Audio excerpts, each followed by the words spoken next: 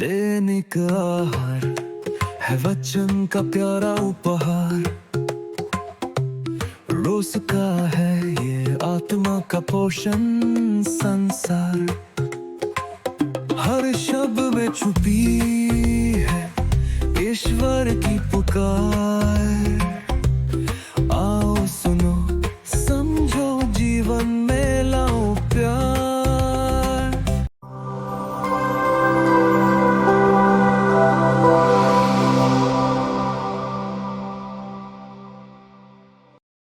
हे प्रभु, हमें प्रार्थना करना सिखाइए। क्रिस्त में मेरे प्रिय भाइयों और बहनों, जब हम प्रश्न पूछते हैं तो हम उसका उत्तर पाते हैं और उत्तर पाने से ही हमारे जीवन में ज्ञान की वृद्धि होती है। लेकिन आज अगर हम स्कूल की या कॉलेजेस की बात करें, वहां पर प्रश्न कोई नहीं पूछता, कोई किसी चीज की गहराई में नहीं जाना चाहता। आज सब कुछ चलता है वाला जिंदगी होती जा रही है।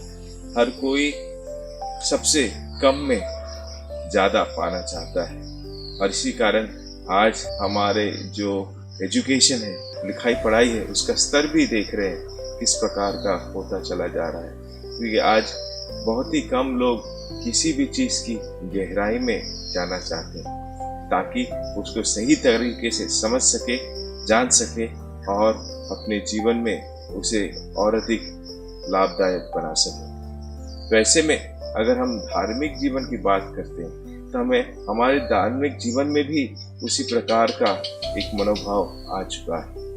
हम सब कुछ नाम के लिए करना चाहते हैं। गिरजा जाते हैं नाम के लिए, प्रार्थना बोलते हैं नाम के लिए, बाइबल पढ़ते हैं नाम के लिए। ये एक प्रकार का ट्रेंड है, एक प्रकार का समय है जहां पर हम सब कुछ थोड़े समय में चाहते हैं और जब कोई चीज हमारे साथ नहीं होती हम सीधा सीधा ईश्वर को दोष देते हैं। तो ऐसे में अगर हम मनन चिंतन करके देखें, क्या सचमुच में हम विश्वास में बढ़ रहे हैं? क्या सचमुच में हम ईश्वर को जानते हैं? क्या सचमुच में हम ईश्वर की दया को अपने जीवन में अनुभव कर रहे हैं? मेरे प्रिय भाइयों बहनों, आज एक लालसा, एक इच्छा शिष्यों के जीवन में हम देखते हैं। सुसमाचार के माध्यम से जब प्रभु प्रार्थना कर रहे थे, शिष्य उनसे कहते हैं, हे प्रभु, हमें प्रार्थना करना सिखाइए। क्या आप में कभी या मैंने कभी ऐसा प्रभु से प्रार्थना की है, हे प्रभु हमें प्रार्थना करना सिखाइए? प्रार्थना तो शायद हमारे लिए एक सबसे बोरिंग काम होता होगा। बार बार हम प्रार्थना करने के लिए जब बोलते हैं तो हमें एक प्रकार की उदासी, हताश हो जाते हैं। हम घर में बैठे होंगे लेकिन तब भी प्रार्थना करने के लिए इच्छा नहीं करेंगे। एक समय मैं किसी के घर में गया था, उस परिवार में 7 लोग शाम के समय। मैं उनसे जाकर पूछा क्या कर रहे हैं, तो वे कहते हैं कुछ नहीं कर रहे।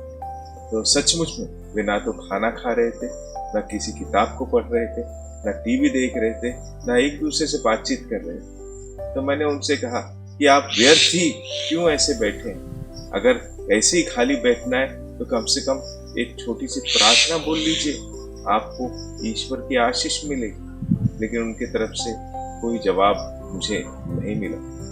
मेरे प्रिय भाई बहनों, प्रार्थना एक ऐसी ढाल है जिसकी ताकत को हम समझ ले तो सचमुच में हमारे सभी जीवन के जो रुकावट हैं, बंधन दूर हो जाएंगे। क्योंकि प्रार्थना हमें 3 बातों में आगे बढ़ाती है।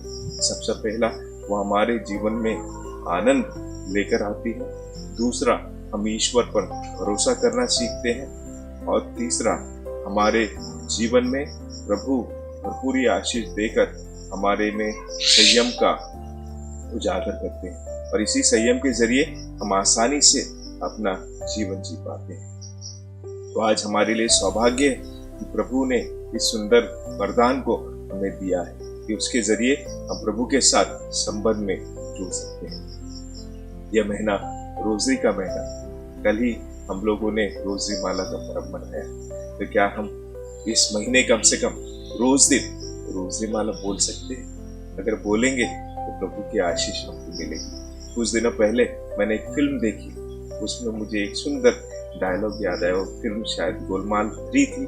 उसमें एक सुंदर डायलॉग ऐसा था कि जब ईश्वर की मर्जी होती है तो चीजों में लॉजिक नहीं होता, सिर्फ और सिर्फ मैजिक होता है।